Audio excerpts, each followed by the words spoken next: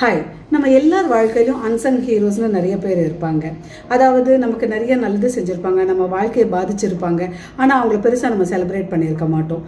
அந்த மாதிரி unsung heroes என் லைஃப்பில் நிறைஞ்சு இருக்காங்க. மேபி நம்ம பேசினதுக்கப்புறம் உங்களோட அன்சங் ஹீரோஸ் பற்றி உங்களுக்கு ஞாபகம் வரலாம். நம்ம எல்லோரோட வாழ்க்கையிலையும் முதல் முறையாக, அதுவும் நம்ம வாழ்க்கையில் சம்மந்தப்படாத ஒருத்தர்கிட்ட இருந்து வார்ம்த்தில் அன்பு கிடைக்கும்போது அது மறக்க முடியாத ஒரு உணர்வாக மாறிடும் இல்லையா? அப்படி ஒரு சம்பவம் எனக்கு என்னோட 8 வயசில் நடந்துச்சு. 80s 90s பேரண்ட்ஸே குழந்தைங்க கிட்ட இருந்து கொஞ்சம் டிஸ்டன்ஸ் மெயின்டைன் பண்ணுவாங்க, ரொம்ப கொஞ்சம் மாட்டாங்க. கட்டி பிடிக்கிறது, முத்தம் கொடுக்கறதுன்ற மாதிரி அன்பின் வெளிப்பாடு ரொம்ப கம்மியாக இருக்கும். இதை ஞாபகத்தில் வச்சுட்டு நான் சொல்கிறது கேளுங்க.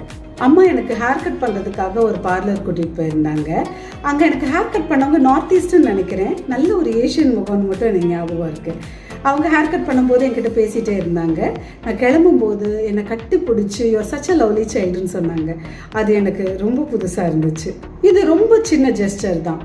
ஆனால் அந்த சமயத்தில் எனக்கு இருந்த தாழ்வு மனப்பான்மைக்கும் லேக் ஆஃப் கான்ஃபிடென்ஸ்க்கும் இது பெரிய மருந்தாக இருந்தது. இன்னும் சொல்லணும்னா she healed what she never broke அப்படின்னு சொல்லலாம். என்னையும் ஒருத்தருக்கு பிடிக்குதுன்ற ஒரு விஷயம் எனக்கு ஒரு ஹோப் கொடுக்க ஆரம்பிச்சுது. அந்த மாதிரி நிறைய ஆளுங்களை தேட ஆரம்பித்தேன். இன்றைக்கி நிறைய அன்பான உள்ளங்களை நான் சம்பாரிச்சும் இருக்கேன். ஆனால் பியூட்டி என்னென்னா, இந்த மாதிரி அன்பானவங்களை தேடுற ஜேர்னியில் நானே அந்த மாதிரி மாற ஆரம்பிச்சிட்டேன். நிறைய பேருக்கு அன்பு கொடுக்க ஆரம்பிச்சிட்டேன். Because I know how it feels and that's how you evolve இல்லையா? அஃப்கோர்ஸ் இன்னைக்கு நம்ம மென்டல் ஹெல்த்தை பற்றி நிறைய பேசுகிறோம்.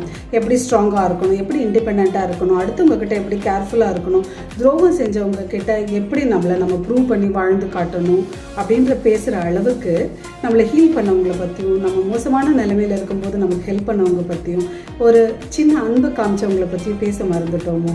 அடுத்த பியாண்ட் தி பாடி சீரீஸில் உங்களை சந்திக்கிறேன்.